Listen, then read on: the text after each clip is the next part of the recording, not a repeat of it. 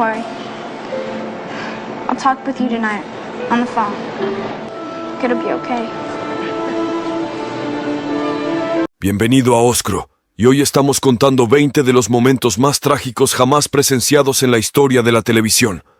La televisión a menudo trae alegría, pero también ha capturado momentos de tragedia que dejaron a los espectadores conmocionados. The owner of the modeling agency I worked for called me and said that Bill Cosby would like to meet with me.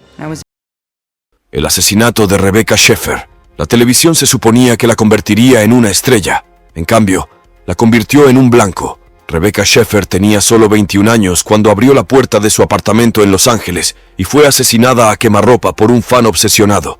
Exmodelo convertida en actriz de comedia, Schaeffer era más conocida por su papel de Patty en My Sister Sam. Pero mientras su carrera estaba en ascenso, también lo estaba la atención de un espectador perturbado llamado Robert John Bardo. Bardo había estado acosando a Schaeffer durante años, enviándole cartas e intentando visitarla en el set. Cuando ella apareció en una escena de película que él consideró demasiado provocativa, Bardo perdió el control. Contrató a un investigador privado, rastreó su dirección usando registros del Departamento de Vehículos Motorizados, DMV, y apareció en su puerta con una copia de El Guardián entre el centeno y una pistola 357. Ella abrió. Él apretó el gatillo. El asesinato sacudió a Hollywood. Si una estrella en ascenso podía ser asesinada a plena luz del día en su propia casa, nadie estaba seguro. Bardo fue arrestado al día siguiente y sentenciado a cadena perpetua. La consecuencia llevó a la creación de las primeras leyes contra el acoso en California y a importantes reformas de privacidad, incluyendo el acceso restringido a la información del DMV. El escándalo de abusos de Jimmy Savile durante décadas fue celebrado como una de las personalidades televisivas más queridas de Gran Bretaña. Jimmy Savile has died at the age of 84. Tras su muerte fue expuesto como uno de sus depredadores más prolíficos. Jimmy Savile era un nombre conocido en todos los hogares. Condujo Top of the Pops, presentó Jim'll Fix It y construyó una carrera como presentador excéntrico y peculiar que mezclaba obras benéficas con cultura pop. Para el público, era más grande que la vida misma, un hombre que entretenía a millones y recaudaba millones para hospitales. Pero después de su muerte en 2011, salió la verdad. En 2012, una investigación de ITV reveló a decenas de mujeres acusando a Savile de abuso sexual. Eso fue solo el comienzo. Una investigación policial llamada Operation U3 descubrió cifras impactantes. Savile había abusado de cientos de víctimas, con estimaciones que iban de 500 a más de 1000.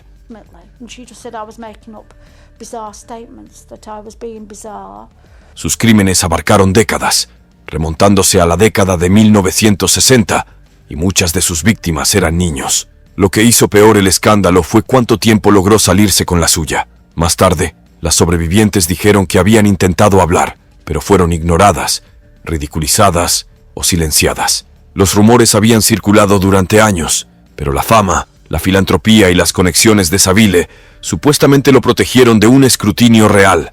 Instituciones como la BBC y el Servicio Nacional de Salud, donde Savile trabajaba con frecuencia como voluntario, fueron criticadas por mirar hacia otro lado. La revelación horrorizó a la nación.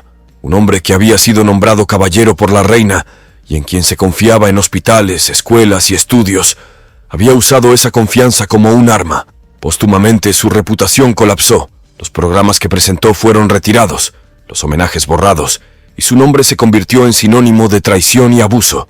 Give my love to all your family, all the friends and everybody at this Central Media Clinic over there in Dublin. El asesinato en The Jenny Jones Show. Los programas de entrevistas diurnos eran conocidos por buscar el impacto, pero este fue demasiado lejos. El 6 de marzo de 1995, The Jenny Jones Show grabó un episodio titulado Enamoramientos secretos entre personas del mismo sexo. La premisa: un invitado sorprendería a otro admitiendo su atracción oculta en el escenario. Todo para la reacción del público en vivo. Ese día, Scott Amedur, un hombre de 32 años de Michigan, confesó su atracción por su amigo Jonathan Schmitz. Al principio, Schmitz se rió, siguiendo la corriente junto con la audiencia, pero en privado se sintió humillado. Apenas 3 días después, compró una escopeta, fue a la casa de Amedur y lo asesinó de un disparo. El asesinato dejó atónitos a los espectadores que habían visto el episodio y puso al programa bajo fuego por explotar a sus invitados. Los críticos atacaron a los productores por manipular a los participantes y no considerar las posibles consecuencias de exponer a alguien de esa manera en la televisión nacional. En el tribunal, los abogados de Schmitz intentaron usar la controvertida defensa del pánico gay, argumentando que había sido llevado más allá de la razón por la confesión televisada. El jurado no lo aceptó. Schmitz fue condenado por homicidio en segundo grado y sentenciado de 25 a 50 años de prisión. La familia Amedur también demandó al programa The Jenny Jones Show, alegando que la imprudente puesta en escena de los productores condujo directamente a la muerte de Scott. Aunque el jurado inicialmente les otorgó una indemnización, el fallo fue posteriormente anulado en apelación. La tragedia se convirtió en uno de los capítulos más oscuros de la televisión diurna, una prueba de que perseguir la audiencia y el impacto puede tener consecuencias fatales en la vida real. The Jenny Jones Show continuó unos pocos años más, pero su reputación nunca se recuperó.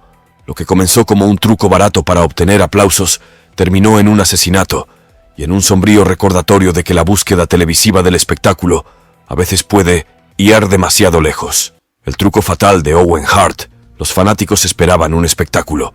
Lo que obtuvieron fue uno de los momentos más oscuros en la historia de la lucha libre. El 23 de mayo de 1999, el evento de pago por visión de la WWF Over the Edge fue transmitido en vivo desde Kansas City, Missouri. Owen Hart, actuando bajo su personaje parodia de superhéroe, el Blue Blazer, debía descender dramáticamente al ring desde lo alto de la arena, una entrada llamativa diseñada para provocar risas y la reacción del público, pero el truco se convirtió en catástrofe. Mientras Hart era bajado, el sistema de arnés falló. Frente a más de 18,000 fanáticos en la arena, cayó casi 80 pies, golpeando las cuerdas del ring antes de colapsar en la lona. Los espectadores en casa no vieron la caída. Las cámaras cambiaron de plano rápidamente, pero la confusión fue reemplazada por el shock cuando el comentarista Jim Ross le dijo a la audiencia: «Esto no es parte del entretenimiento, esto es real». Los paramédicos corrieron al ring, intentando desesperadamente reanimarlo con RCP, mientras la multitud observaba en silencio. Hart fue trasladado al centro médico Truman, pero las lesiones resultaron fatales. Fue declarado muerto a los 34 años de edad. La causa oficial fue hemorragia interna por traumatismo contundente en el pecho. Su muerte fue considerada accidental, pero la controversia estalló casi de inmediato. Muchos se preguntaron por qué la WWF había intentado un truco tan peligroso, y aún más criticaron la decisión de continuar con el evento de pago por visión después de confirmada la muerte de Hart. Owen Hart fue recordado como uno de los luchadores más hábiles y respetados, un hombre de familia con reputación de bondad y profesionalismo. Su caída fatal se convirtió en algo más que una tragedia. Fue un punto de inflexión que obligó a la industria a reexaminar los riesgos extremos que estaba dispuesta a asumir en nombre del espectáculo. La muerte de John Eric Hexum, lo que comenzó como una broma de aburrimiento en el set, terminó en una de las tragedias más absurdas de Hollywood.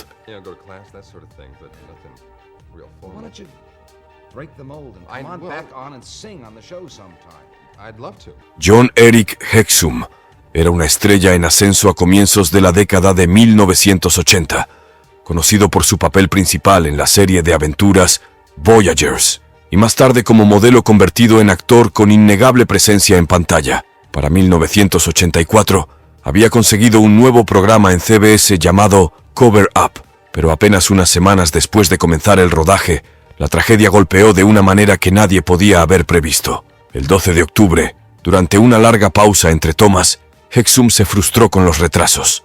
Para pasar el tiempo, tomó una pistola de utilería cargada con cartuchos de fogueo. Bromeando con el equipo, se colocó el arma en la sien y apretó el gatillo. Lo que no sabía era que los cartuchos de fogueo, aunque sin bala, liberan gas explosivo y material de relleno con enorme fuerza. La explosión fracturó su cráneo, incrustando un fragmento de hueso en su cerebro. Hexum colapsó al instante y fue llevado al hospital, donde los médicos realizaron una cirugía. Durante casi una semana, permaneció en coma antes de ser declarado con muerte cerebral el 18 de octubre, con solo 26 años de edad. Los órganos de Hexum fueron donados a varios pacientes, salvando vidas incluso cuando la suya fue truncada. Pero la industria del entretenimiento quedó atónita, no solo por lo insólito de su muerte, sino por el escalofriante recordatorio de cuán peligrosas pueden ser incluso las utilerías seguras. 26-year-old actor is really coming into his own as far as the television series goes this year. He is not married. His mother has just arrived. She was flown in from Las Vegas. El suicidio en vivo de Christine Chubbuck. La televisión nunca había visto algo así, y no lo ha visto desde entonces. El 15 de julio de 1974, la presentadora de noticias de Florida, Christine Chubbuck, se sentó en su escritorio en WWSLT-TV en Sarasota, conduciendo su segmento comunitario semanal Suncoast Digest.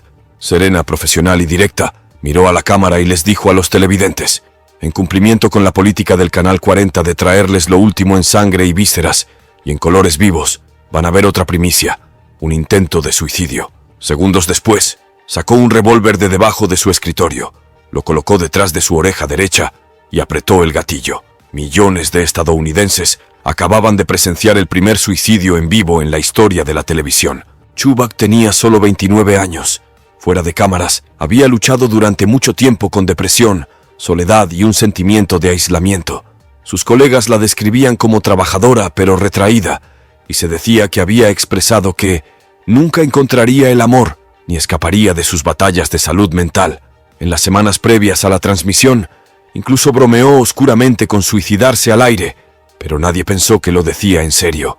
La grabación, incautada inmediatamente por las autoridades, nunca ha sido publicada y sigue siendo una de las piezas más infames de medios perdidos que existen. Aún así, la historia de Christine Chubbuck se convirtió en una leyenda escalofriante.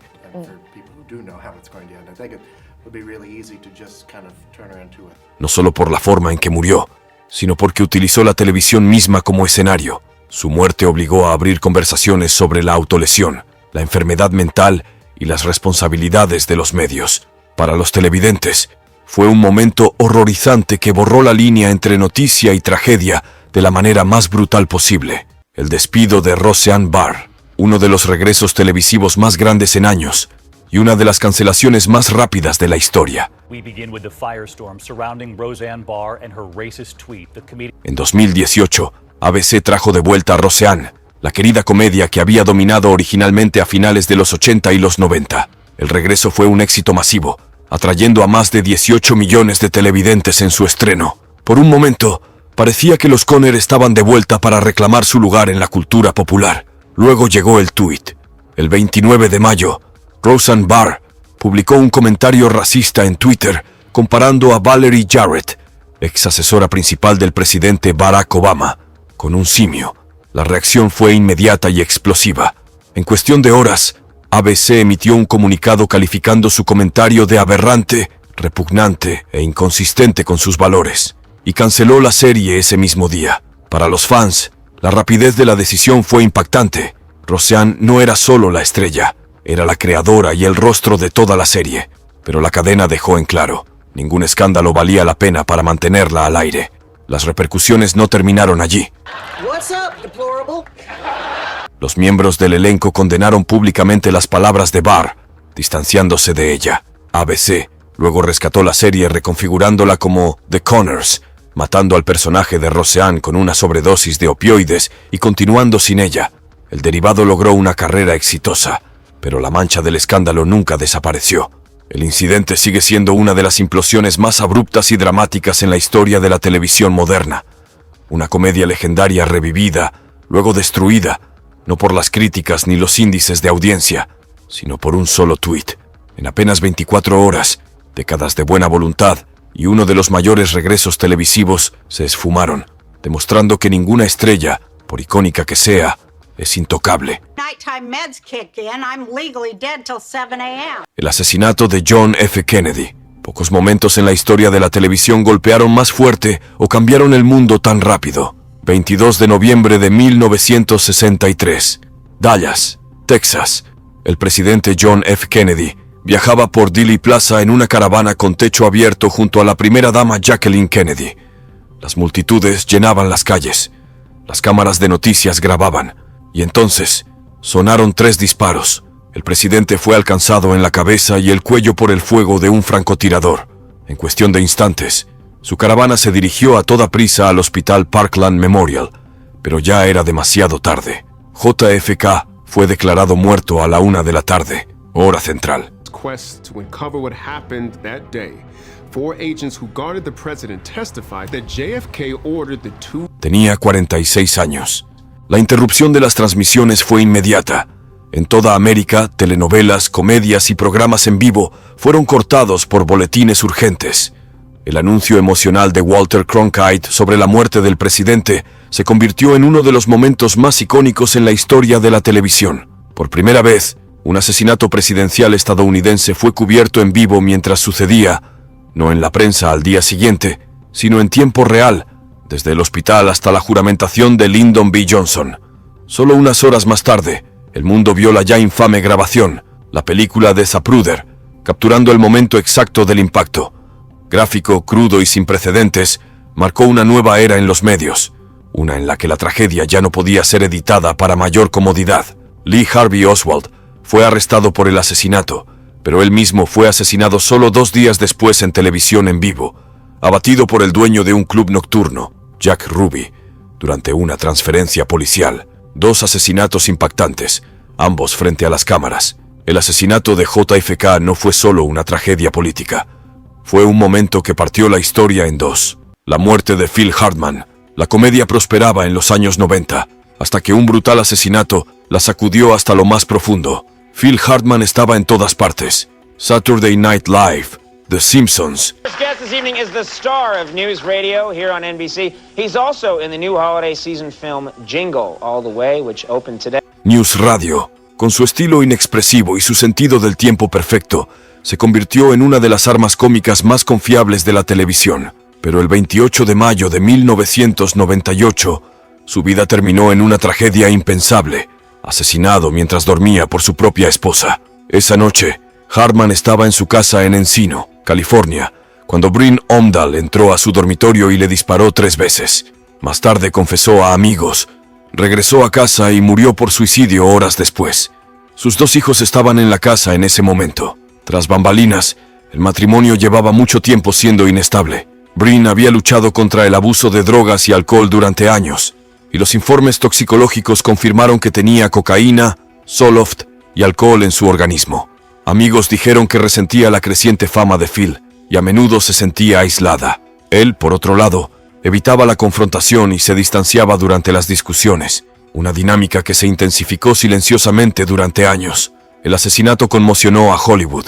Hartman no solo era popular, también era respetado e incluso querido. El escándalo de Bill Cosby. Bill Cosby saltó a la fama como un comediante innovador y una estrella de comedias familiares.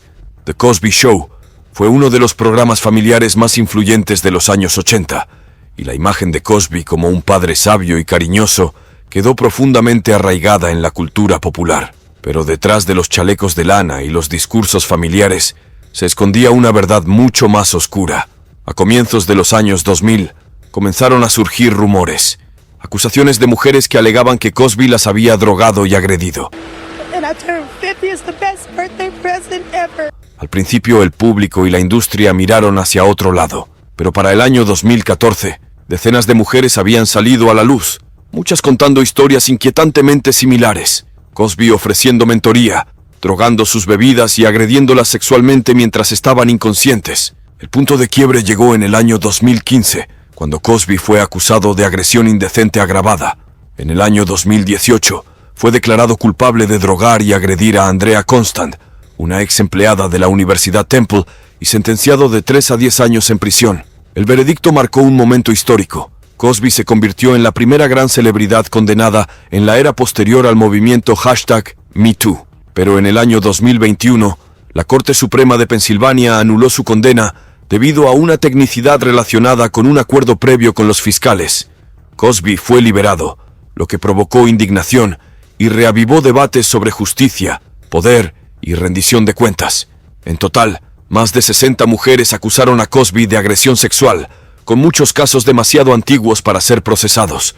En el año 2022, fue declarado responsable en una demanda civil por abusar sexualmente de una menor en la mansión Playboy en 1975. 60 women have accused Cosby of sexual misconduct stemming back to the 1960s. La muerte de Red Fox en el set. Hizo carrera fingiendo ataques cardíacos, hasta que uno real lo mató. Red Fox fue una leyenda de la comedia. Conocido por su agudo sentido del tiempo y su estilo sin censura en el stand-up, alcanzó fama mundial como Fred Sanford en Sanford & Son, donde uno de sus gags característicos consistía en agarrarse el pecho y gritar: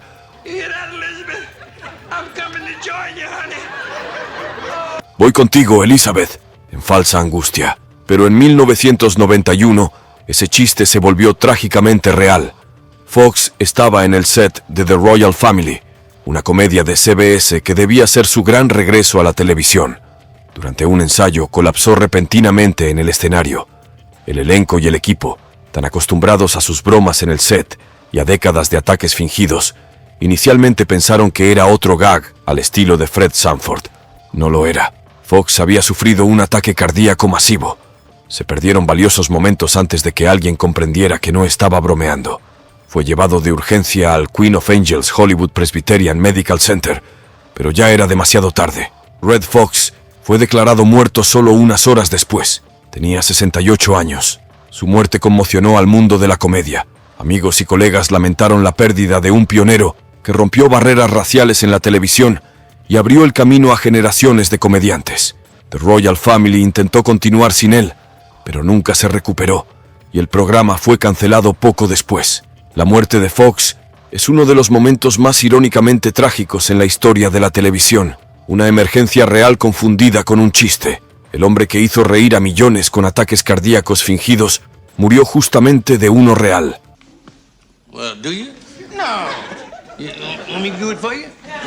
Bombardeo del autobús en Tavistock Square. Eran poco después de las 9 de la mañana del 7 de julio de 2005, y Londres ya estaba en caos. 3 atentados suicidas coordinados acababan de golpear el sistema de transporte de la ciudad, 2 en el metro y 1 cerca de Liverpool Street. Mientras los reporteros se apresuraban a cubrir la historia, un periodista de la BBC transmitía en directo desde la escena. A mitad de frase, una explosión ensordecedora interrumpió la transmisión. Ese sonido fue la explosión de Tavistock Square, un cuarto y último ataque llevado a cabo esa mañana. El objetivo, un autobús de 2 pisos, el número 30, lleno de pasajeros. El atacante suicida, Hasib Hussain, de 18 años, no había logrado llegar a su objetivo original en el tren y deambuló por las calles antes de subir al autobús abarrotado. A las 9:47 de la mañana, detonó su dispositivo explosivo en la parte superior, matando instantáneamente a 13 personas e hiriendo a muchas más. La explosión destrozó el autobús, arrancó su techo y esparció escombros por Tavistock Square. Los testigos describieron una escena de horror y confusión. La detonación ocurrió frente al edificio de la Asociación Médica Británica y los heridos fueron atendidos en la acera, a escasos pasos de donde cayeron. Lo que hizo que este ataque fuera especialmente escalofriante fue que ocurrió durante un segmento de noticias en directo. Aunque las cámaras no estaban enfocadas en el autobús, la explosión se escuchó en tiempo real. Un momento de terror transmitido directamente a los hogares de todo el Reino Unido. Los atentados del 7 de julio dejaron 52 civiles muertos y más de 700 heridos, convirtiéndose en el peor ataque terrorista de la historia moderna británica. Agresión sexual de Danny Masterson. Es difícil volver a ver That 70 Show de la misma manera después de esto. Danny Masterson, mejor conocido por interpretar a Hyde en la exitosa comedia, alguna vez fue visto como un ícono relajado de la televisión. Pero tras bambalinas, Masterson llevaba una vida muy diferente, una que desembocaría en uno de los juicios más perturbadores de Hollywood en los últimos años. En 2017, varias mujeres se presentaron acusando a Masterson de agresión sexual. Todas estaban vinculadas a él a través de la Iglesia de la Cienciología. On That 70 Show, and The Ranch is charged with raping 3 women at his Hollywood Hills home between 2001 and 2003. Que según ellas trabajó para silenciarlas e intimidarlas. Tras años de investigación y retrasos, Masterson fue acusado en 2020 de violar a 3 mujeres entre 2001 y 2003. El juicio fue sombrío y emotivo. 2 de las víctimas testificaron que Masterson las drogó y las agredió violentamente. El jurado lo declaró culpable de 2 de los 3 cargos. En septiembre de 2023, fue sentenciado a 30 años a cadena perpetua en prisión. Masterson no mostró ninguna reacción visible durante la sentencia. Su defensa alegó que los actos fueron consensuados, y la Iglesia de la Cienciología desestimó como falsas las denuncias de encubrimiento. Aún así, el tribunal lo vio de otra manera. Las víctimas se dirigieron directamente a Masterson en la corte, llamándolo un verdadero cobarde y un depredador. Lo aún más impactante fue quienes escribieron cartas de apoyo en su nombre, incluyendo a sus compañeros de reparto Ashton Kutcher y Mila Kunis, lo que desató una fuerte reacción pública. Para los fans, fue una dura llamada de atención, un rostro familiar de la televisión, parte de un programa querido, ahora cumpliendo décadas tras las rejas por crímenes horribles. Doble asesinato de Chris Benoit. Todo comenzó con un homenaje. Terminó con uno de los momentos más oscuros en la lucha libre y en la historia de la televisión en vivo. El 25 de junio de 2007, la WWE canceló su programa habitual de Monday Night Raw y transmitió un memorial de 3 horas para la leyenda de la lucha libre Chris Benoit. En ese momento los reportes simplemente indicaban que Benoit, su esposa Nancy y su hijo Daniel, de 7 años, habían muerto en circunstancias misteriosas. Pero al final de la noche todo cambió. Las autoridades pronto revelaron que Benoit había asesinado a su esposa, estrangulado a su hijo y luego se había quitado la vida. Todo ocurrió durante un fin de semana en su casa suburbana en Georgia. La policía calificó la escena de extraña y describió a Benoit como alguien que mostraba signos de inestabilidad mental severa. La WWE quedó en shock. Su homenaje se había emitido apenas unas horas antes de que saliera la verdad. Una vez confirmados los detalles, eliminaron rápidamente todas las menciones de Benoit de su sitio web, su videoteca y sus futuras transmisiones. Las repercusiones fueron enormes. Surgieron preguntas sobre esteroides, traumatismos cerebrales y los efectos a largo plazo de las lesiones repetidas en la cabeza. Una autopsia reveló que el cerebro de Benoit se asemejaba al de un paciente de 85 años con Alzheimer, reavivando los debates sobre las conmociones en el entretenimiento deportivo. Para los fanáticos, el horror fue más allá de los titulares. Benoit no era un villano en pantalla, era un genio técnico, un trabajador incansable y un favorito del público. Eso fue lo que lo hizo tan impactante. En apenas 72 horas, pasó de ser un ídolo celebrado a un asesino deshonrado. La WWE nunca lo ha mencionado oficialmente otra vez. La muerte de Matthew Perry. Para millones de fanáticos, él fue Chandler Bing, el sarcástico, adorable y rápido de ingenio corazón de Friends. Pero detrás de la pista de risas, la vida real de Matthew Perry no fue una comedia. El 28 de octubre de 2023, Perry fue encontrado inconsciente en la bañera de hidromasaje de su casa en Los Ángeles. La causa de muerte, los efectos combinados de intoxicación aguda por ketamina y ahogamiento. Tenía 54 años. En la cima de su fama, a finales de los 90 y principios de los 2000, Perry luchaba en silencio contra una fuerte adicción. Mientras Friends lo convertía en un nombre reconocido en todos los hogares, fuera de cámaras él lidiaba con el abuso de alcohol y opioides. Su apariencia cambiaba visiblemente entre temporadas, pérdida de peso, hinchazón, ojos hundidos, señales de su lucha privada. Ingresó a rehabilitación múltiples veces durante y después de la serie, casi murió por una perforación de colon y una vez pasó 2 semanas en coma. Sin embargo, a lo largo de todo esto, Perry se mantuvo abierto sobre su batalla, llegando a fundar una casa de vida sobria y a publicar unas memorias crudas y reveladoras. Friends, Lovers and the Big Terrible Thing. Al momento de su muerte, Perry estaba recibiendo terapia de infusión de ketamina para tratar depresión y ansiedad, pero la cantidad encontrada en su sistema no coincidía con una dosis clínica, lo que sugiere una posible recaída o uso sin supervisión. La noticia de su fallecimiento sacudió a Hollywood y a los fanáticos de Friends. Los homenajes inundaron los medios. Admiradores dejaron flores frente al icónico edificio de apartamentos en Nueva York. Las redes sociales se llenaron de frases ingeniosas y mensajes de dolor. En sus últimos años, Perry dijo que quería ser recordado no por Chandler, sino por ayudar a las personas a mantenerse sobrias. Pero para muchos, siempre será ambos. El hombre que nos hizo reír y aquel que nos recordó que incluso las personas más divertidas pueden estar sufriendo. La muerte de Dana Plato. Ella fue la novia de América, hasta que dejó de serlo. Dana Plato se convirtió en un nombre muy conocido a finales de los 70 como Kimberly Drummond, la hija amable y bondadosa en la exitosa comedia Diff'rent Strokes. Pero cuando las cámaras se apagaban, la vida real de Plato se hundía en algo mucho más oscuro que cualquier guión familiar pudiera prever. Para cuando Diff'rent Strokes terminó, Plato ya luchaba contra el abuso de sustancias. Perdió la custodia de su hijo, posó para Playboy para poder subsistir y fue prácticamente excluida de la mayoría de Hollywood. Su carrera nunca se recuperó y su nombre se volvió más asociado al escándalo que al éxito.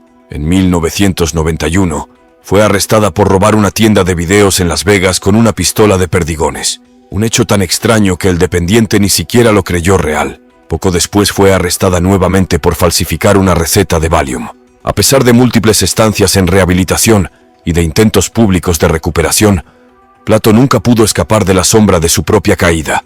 El 8 de mayo de 1999, un día después de aparecer en The Howard Stern Show, Dana Plato fue hallada muerta dentro de una casa rodante estacionada frente a la casa de la madre de su prometido en Oklahoma. La causa, una sobredosis de analgésicos y relajantes musculares.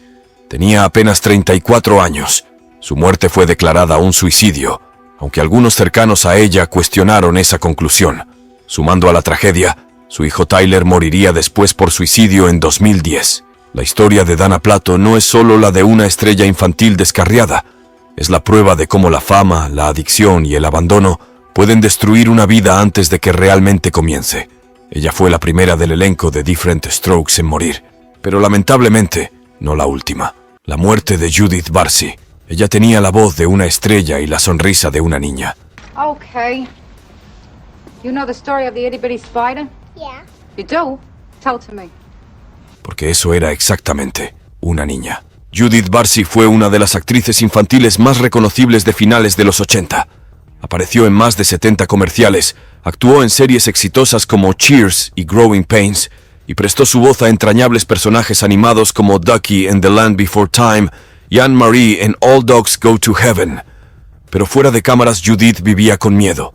Su padre, Joseph Barsi, era un alcohólico violento con un historial de abusos y amenazas. Golpeaba regularmente a su esposa, María, y atormentaba física y emocionalmente a Judith.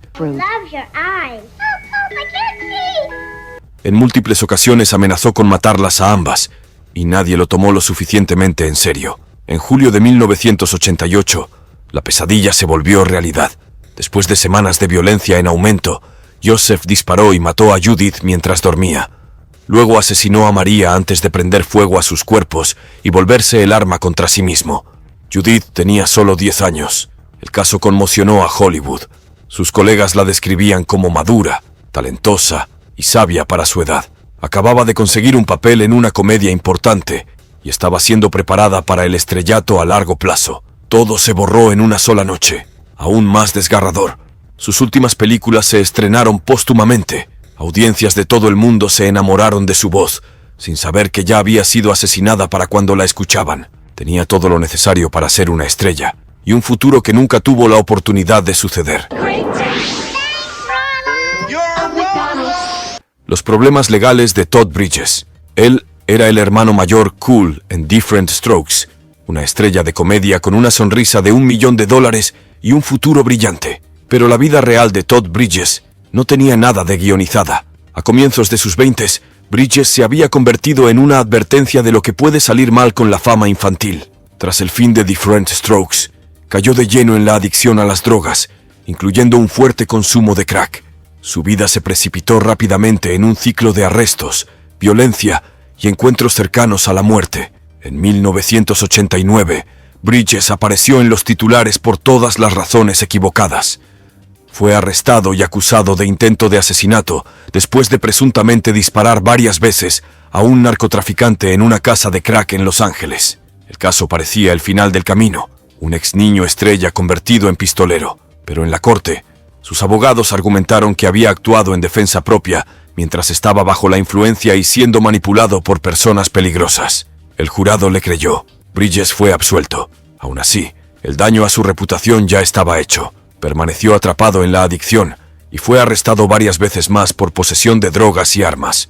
Por un tiempo, parecía que Todd Bridges sería otro nombre en la larga lista de jóvenes estrellas que no lo lograron. Pero entonces, dio un giro. Bridges se rehabilitó a comienzos de los 2000 y comenzó a hablar públicamente sobre su adicción y traumas, incluyendo el abuso sexual que sufrió como actor infantil.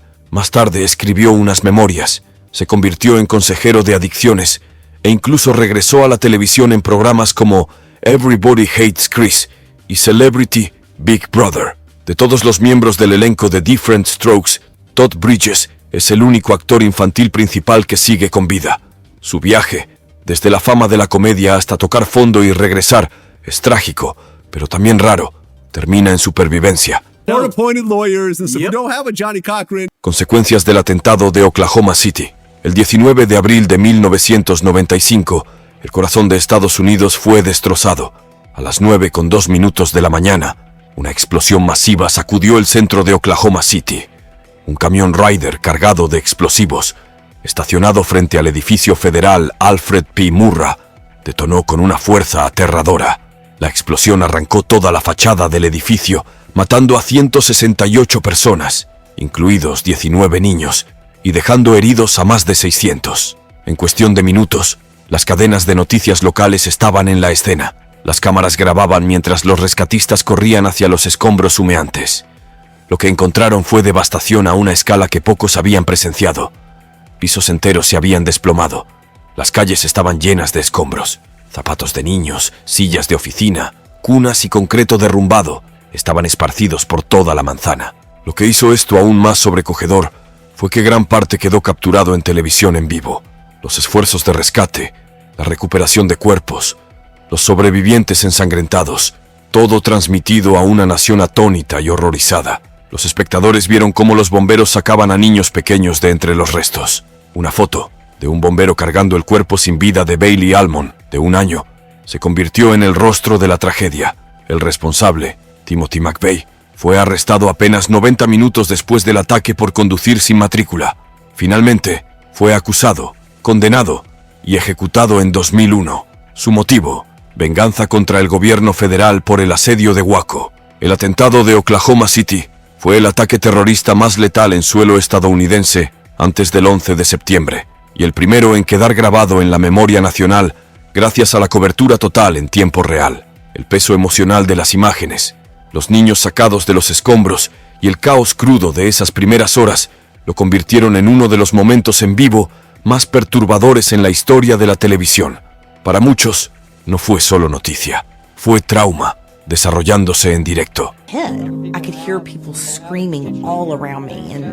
Accidente de Jules Bianchi en la F1. Se suponía que sería solo otro gran premio lluvioso, hasta que se convirtió en una tragedia mundial para la Fórmula 1.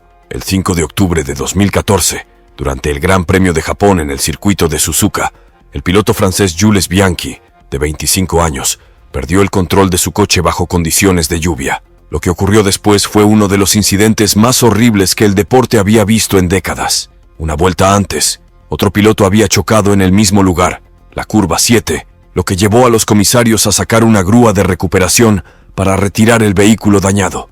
A pesar de las banderas amarillas que advertían del peligro, la carrera continuó. Entonces, el Marussia de Bianchi se salió de la pista a más de 130 kilómetros por hora y se estrelló directamente contra la parte trasera del vehículo de recuperación. La fuerza del impacto aplastó la barra antivuelco y el habitáculo, dejando a Bianchi con graves lesiones en la cabeza. El accidente no fue transmitido en directo, pero las cámaras captaron la reacción atónita de los equipos en boxes y de los oficiales. Un helicóptero no pudo volar debido al clima, así que Bianchi fue trasladado en ambulancia a un hospital local, donde permaneció en coma durante 9 meses. Falleció el 17 de julio de 2015, el primer piloto de F1 en morir a causa de un incidente en carrera desde Ayrton Senna en 1994. Una investigación posterior concluyó que una combinación de mala visibilidad, condiciones de lluvia y la falta de despliegue del coche de seguridad contribuyeron al accidente. En otras palabras, error humano. La muerte de Bianchi sacudió al mundo del automovilismo. Condujo a reformas de seguridad importantes en la Fórmula 1, incluyendo la introducción del sistema de protección del habitáculo llamado Halo, que ahora es estándar en todos los coches de F1. Jules Bianchi tenía el talento, la preparación y un futuro con Ferrari asegurado. En cambio, se convirtió en un recordatorio sombrío de que incluso el deporte más rápido del planeta no puede escapar de la tragedia. Si te gustó esta lista, no olvides darle a me gusta, suscribirte y compartirla con tus amigos. Gracias por verla.